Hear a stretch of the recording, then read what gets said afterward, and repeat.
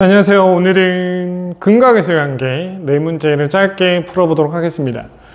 근각의세 관계를 보통 문제를 풀 때 곱셈 공식 위주로 푸는데 활용 문제에서 요구하는 거는 곱셈 공식이 아니에요. 곱셈 공식은 그냥 마무리 계산을 위한 도구로만 쓰셔야 되고 그 전에 생각하셔야 될 것들이 있습니다. 그거를 먼저 정리를 해볼게요. 자, 아주 짧습니다.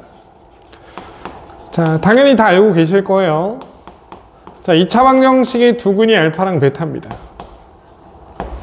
자, 그럼 여러분들이 생각하셔야 되는 건 딱 세 가지인데, 첫 번째가 뭐냐면 지금 이 문제 풀 때는 안 쓰시면 이 식은 항등식이라는 거예요. 두 식은 같은 식이다. 다만 인수분해 된 것 뿐입니다. 곱의 형태로 표현된 것 뿐이에요. 자, 첫 번째가 항등식. 두 번째가 근이잖아요. 근이라는 거는 기본적으로 식을 만족하는 상태입니다. 식을 만족하는 상태니까 얘가 0이라는 거 생각해 주셔야 돼요.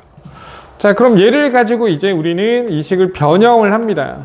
보통 요렇게만 넘겨서 제곱할 때도 있고요.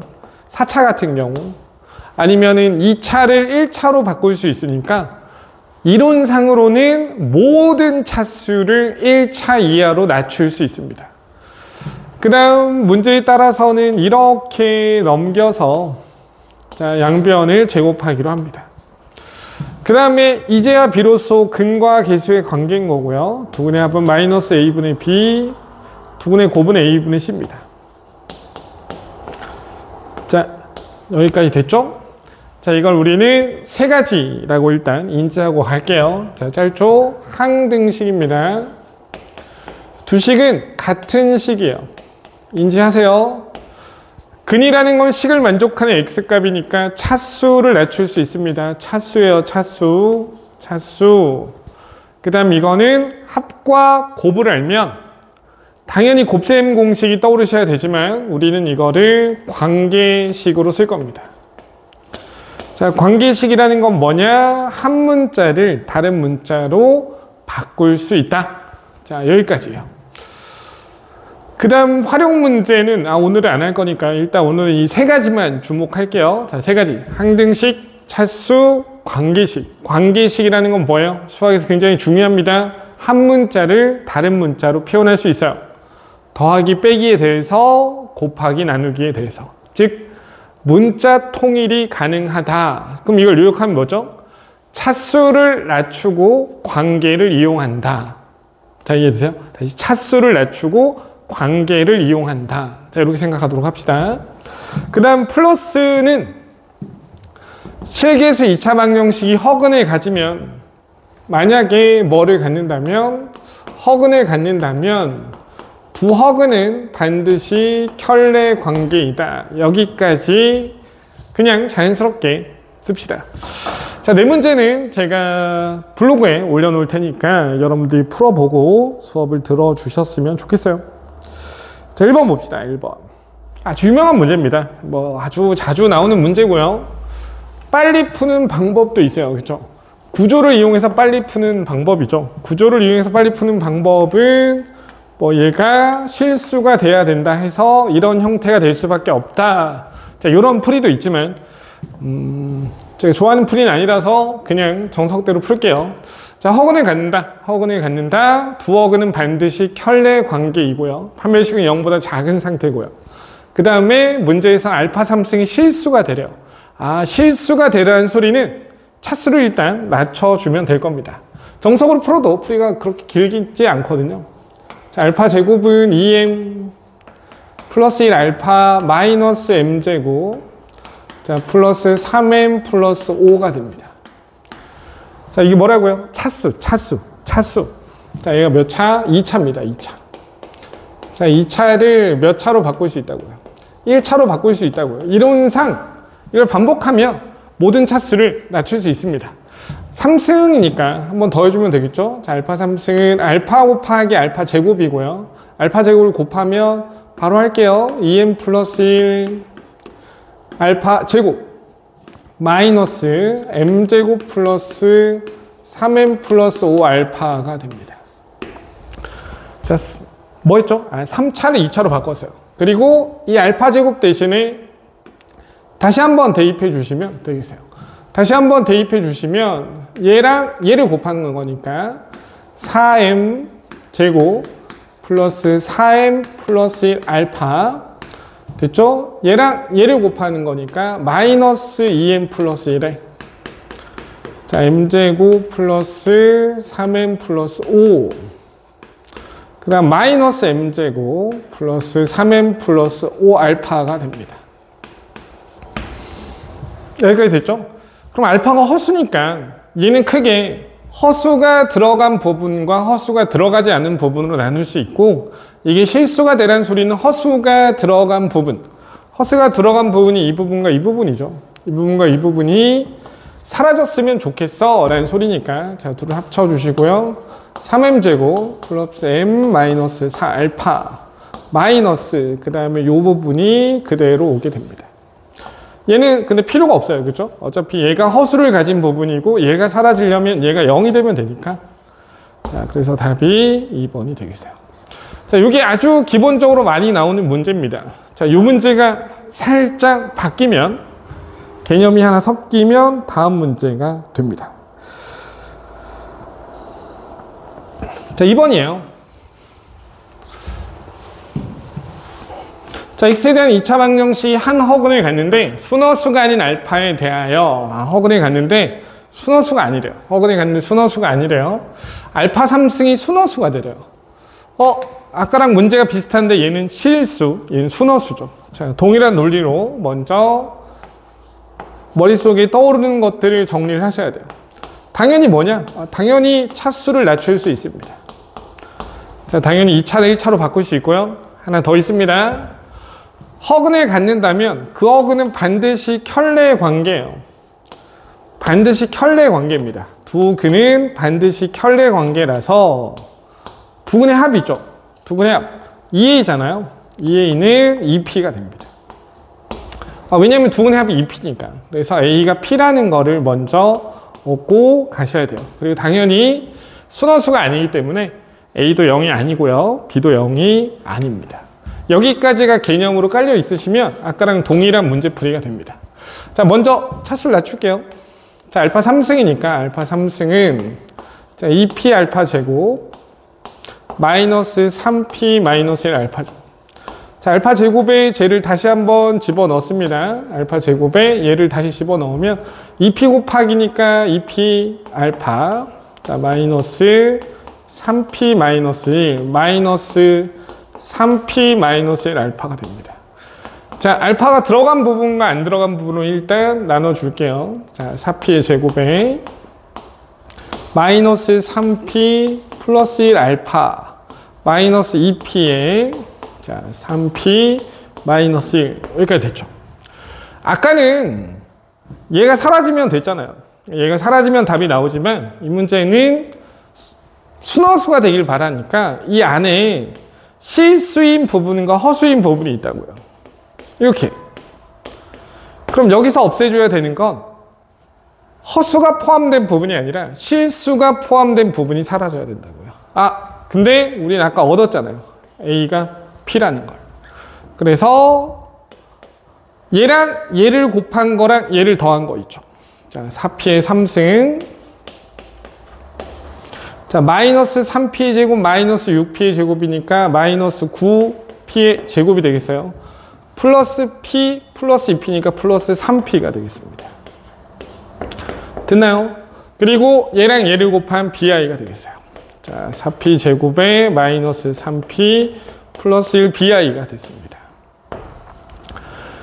얘가 허수가 있는 부분이고요. 얘가 실수인 부분이에요.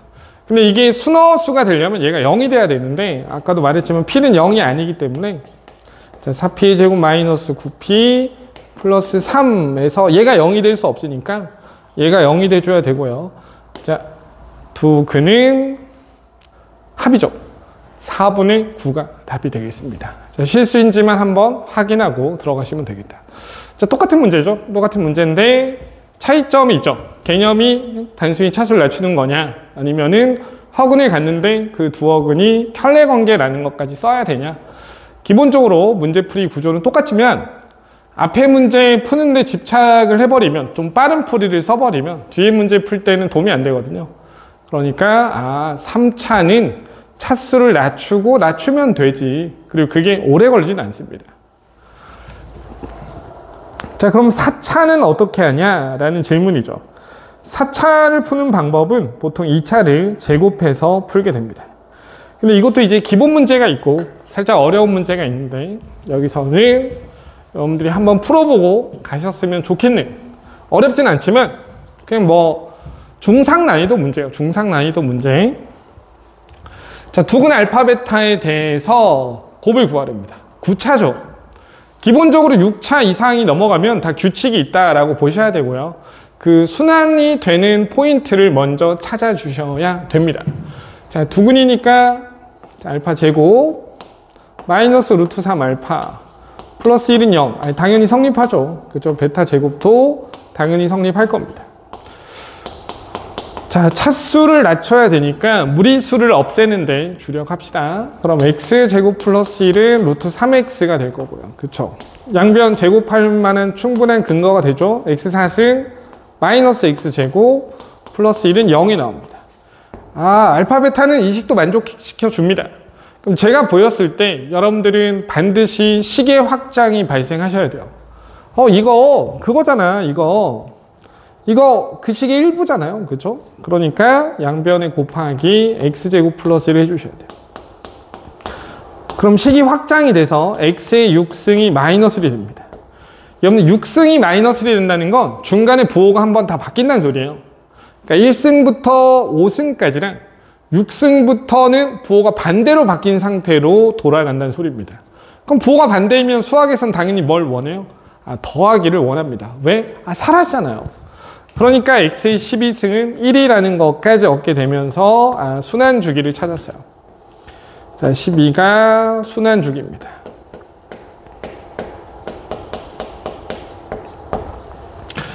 그럼 뭐 이 문제는 뭐 무난하죠? 자, 더합니다. 1부터 6까지 1 플러스 알파 제곱에 자, 알파 3승, 알파 4승, 자, 알파 5승, 알파 6승이 마이너스 1로 바뀌는 거예요. 알파 7승이 마이너스 알파 9승이니까 마이너스 알파 3승 이렇게 바뀌는 겁니다. 그래서 이렇게 사라지는 거죠. 알파가 이렇게 되면 베타도 당연히 저렇게 되니까 결국 여러분들에게 남는 식은 알파의 4승, 알파의 5승. 자, 묶읍시다.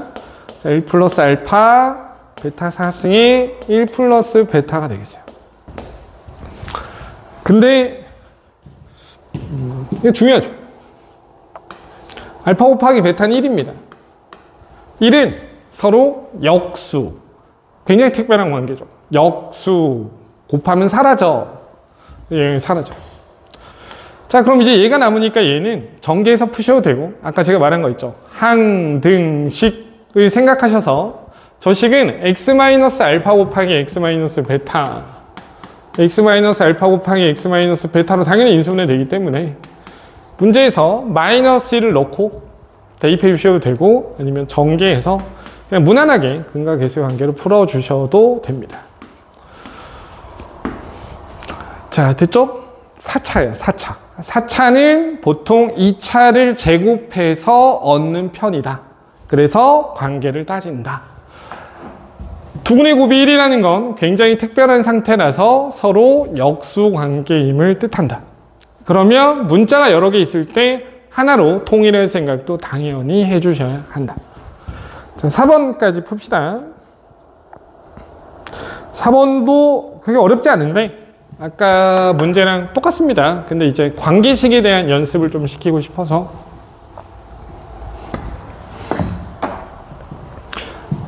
그럼 똑같죠?